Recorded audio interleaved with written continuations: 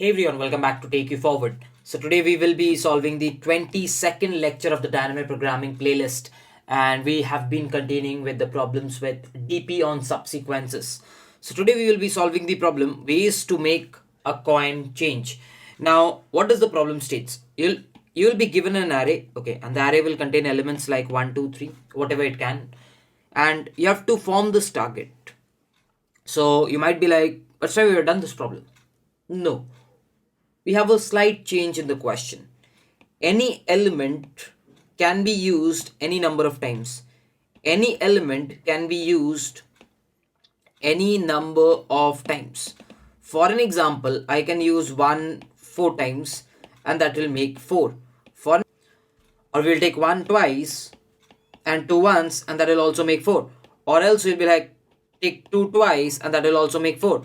Or we'll be like take 1 and 3, that will also make 4. So you can see there are 4 different ways. Yes, there are 4 different ways in which I can get this target. So how is this different from all the other problems that we have done?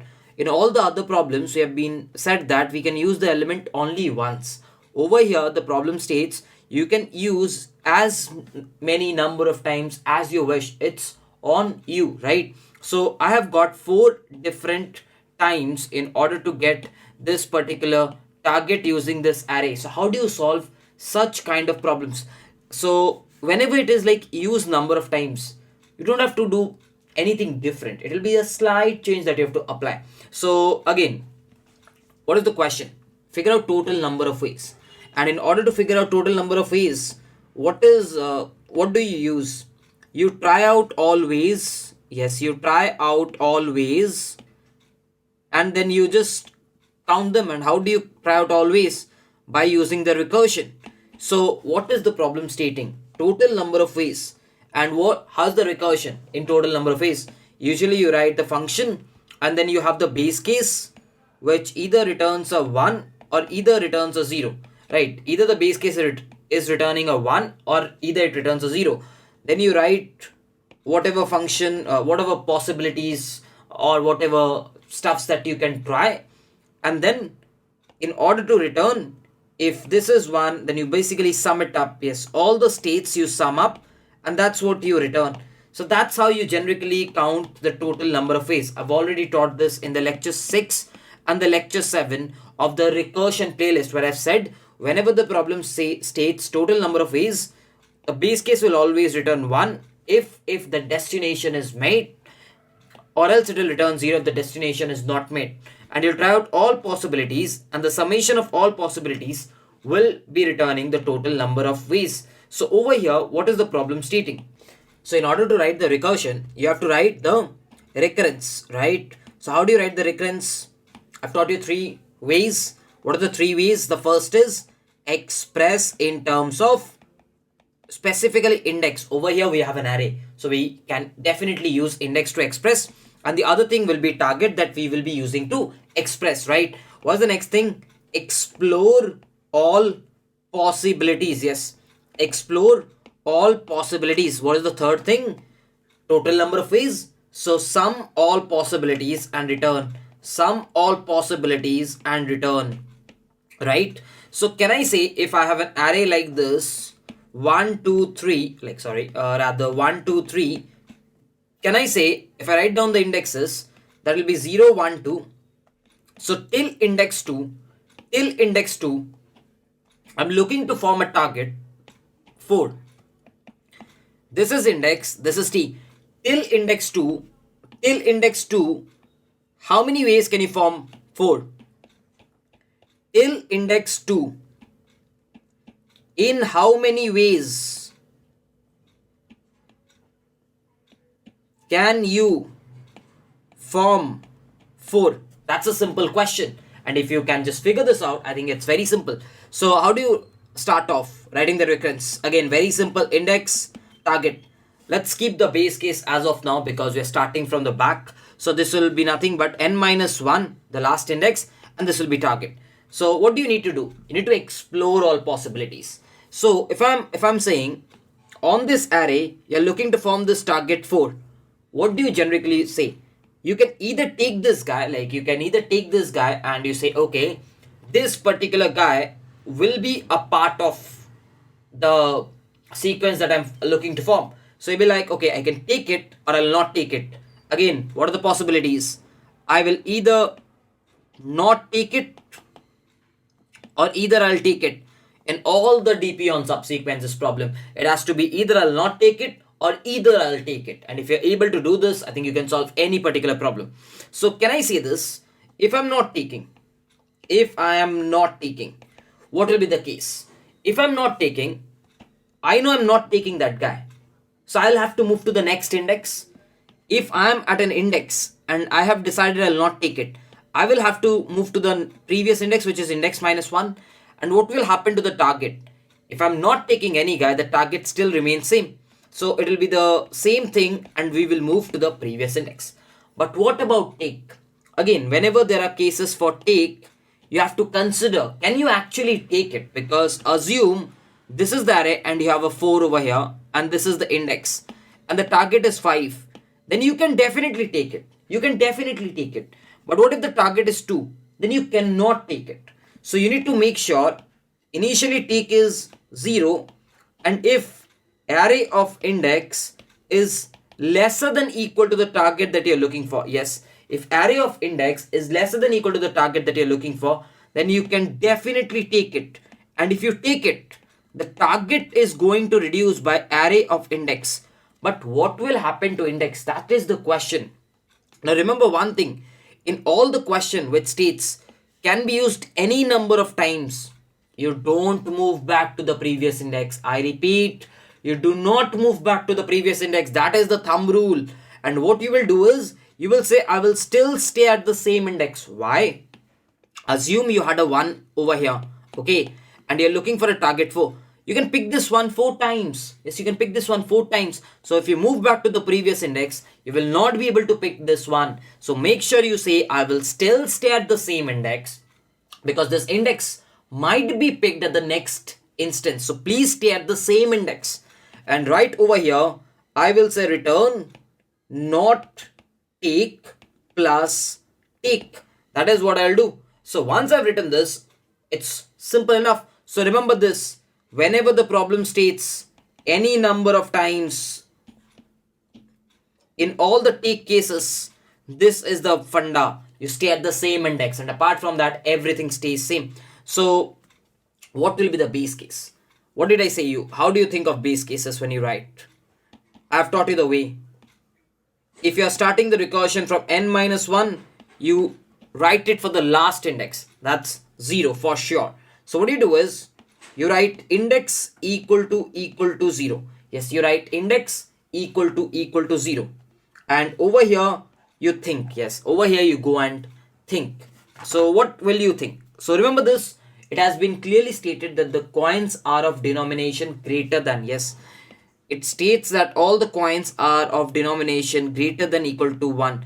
That is because logically none of the coins can be of denomination 0, right? So coins are of denomination. So imagine you are just standing with a single element and you have a 4 and you're looking to form a target 4. Then how many ways can you form this target is my question. Like, can you form this?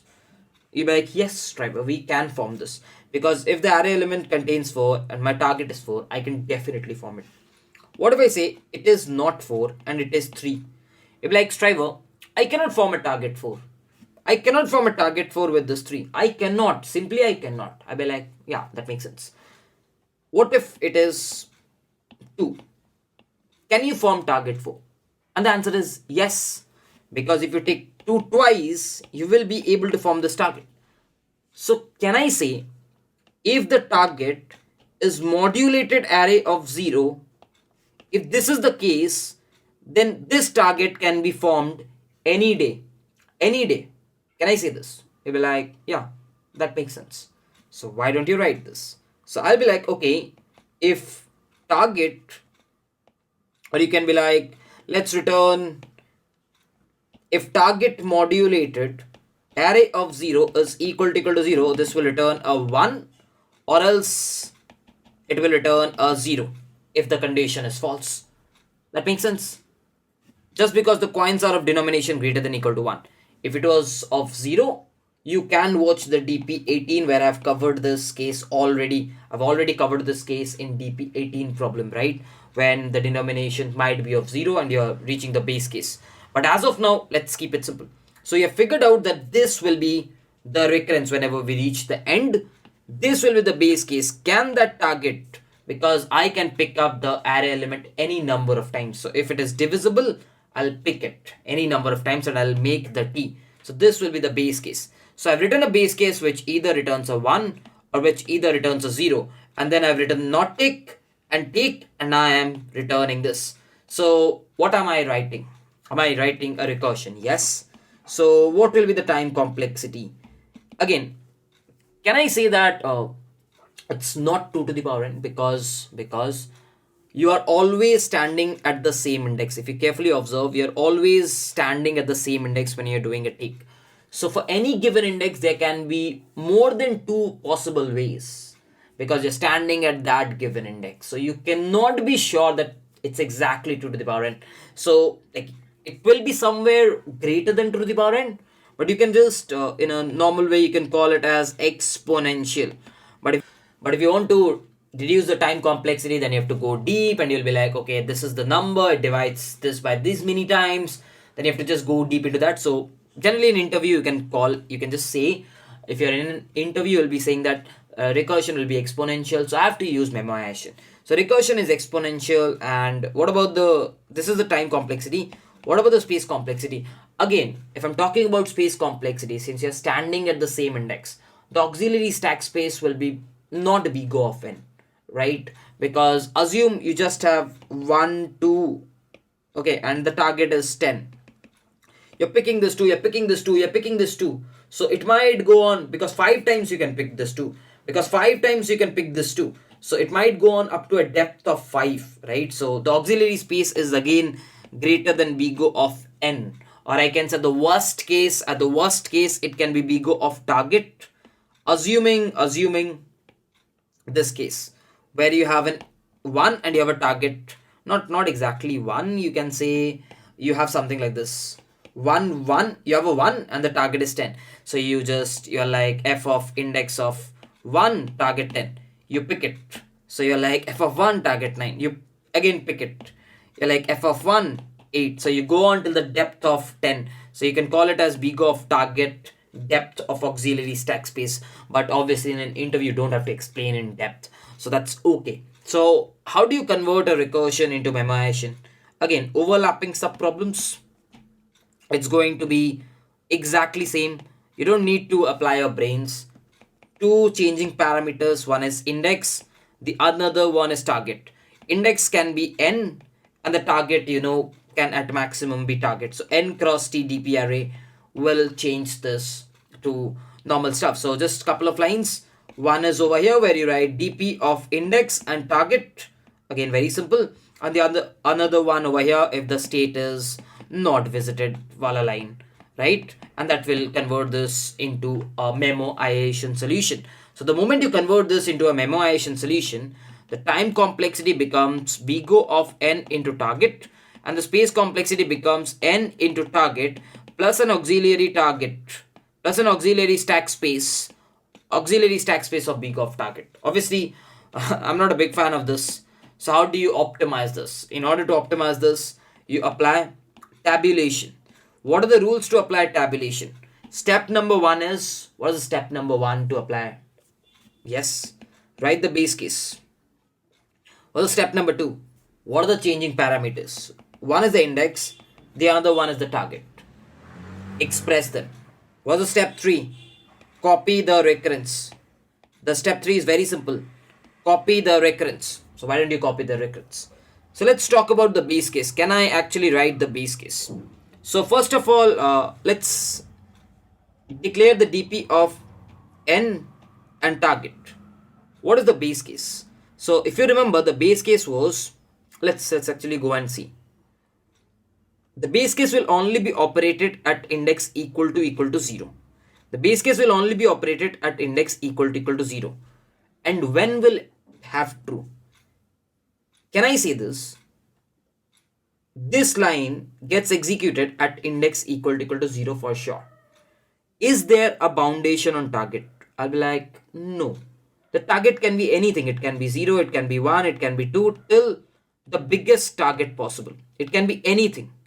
And this line will be executed. So I'll be like, okay, let's write this. So I'll go and try to write this. So I say, okay, the target can be anything from this to the original target. And I'll be like, okay, dp of index is 0 and t will be nothing but is t modulated, yes, is t modulated array of 0 equal to 0. That's it. That is what I've written. For any given t that comes into my state, this was the condition that I was returning. And this is what I can easily store in the state because index will always be 0. So the base case has easily been written. What about the conversion? What about index? Can I say the index will be converted from where? You are running the recursion from n minus 1 till 0. So what is tabulation? Tabulation is bottom up. And in bottom up, the base case was the case of index equal to 0. So what is the next case? Index equal to 1. So you take index 0, build index 1, then index 2, then index 3. So thereby you start from 1 and you go on till n minus 1. It's the opposite. What about the target? The target will have similar consequences. You moved from t to 0. So you'll move from 0 to t over here. You'll move from 0 to t over here. Index done, target done. Now it's time to just copy the recurrence, whatever you wrote. And if you are able to do this, you can easily solve this particular problem. So yeah, without wasting any time, let's super quickly code this. So basically given the denomination array, the n and the value, okay. Let's quickly write the long function int index. Let's keep it as int t, and probably we can just write int star denominations int value. Do I require? No, I don't require that. Perfect. So I can call return f of 0, rather n minus 1, and this is the target, and this is the array. Perfect. So over here, can I say if index is equal to 0, can you please return target modulated a of 0, or rather denomination. We can just call it as a. I don't prefer writing so much. A of 0 is equal to 0. Perfect. So there will be a non-take case. Again, let's take it as long non-take case. And it'll be function of index minus 1 and target stays the same, and you can just pass on the array. And there'll be a case as take, which is 0. And I know if array of index is lesser than the target that I'm looking for, I can definitely take it. And if I take it, this will still stay as the same. And over here, this is how it goes. And I can return the take plus the not take case, right? Which is non-take or not take, whatever you can call it. So let's see if I run this, does this run properly? It does run, but this will give us TLE. So what's the next step? The next step is very simple. You try to take a vector. So once the vector has been declared, just pass it over here. And right after that, you can just carry that across over here, as well as over here, as well as over here, right? And make sure you pass it by a reference. And the next step is, please make sure you memorize that. So once you memorize that, just make sure you write dp of index and t is not equal to minus 1. Then you can easily return dp of index and t, right? So once you have done this, you can simply run this code. Looks like the vector has not been included, so please make sure you include it. Just include it. It gave a strong answer. I think the reason should be this. Let's quickly just change this off into long, and now let's try submitting this. So make sure you define everything as long. Okay, so what's the next thing? Let's write the base case. Let's keep it as 0. I mean, the base case is very simple. If the target is 0 and the target can go on till value and t++. And I know this case will be written very simple enough. This, just copy paste this case for dp of 0 and any target. You can just copy on this piece. So once you've done this, there will be a couple of stuffs. One is the index, which goes on from index greater than lesser than n, and index plus plus is the other thing, which is the target, which goes on from 0 till the target has value, and t plus plus. And again, please make sure you do the same thing, just copy paste. So that's how you can easily copy paste. So once you have copy pasted this, what's your job? Basically just make sure this is dp of index minus 1.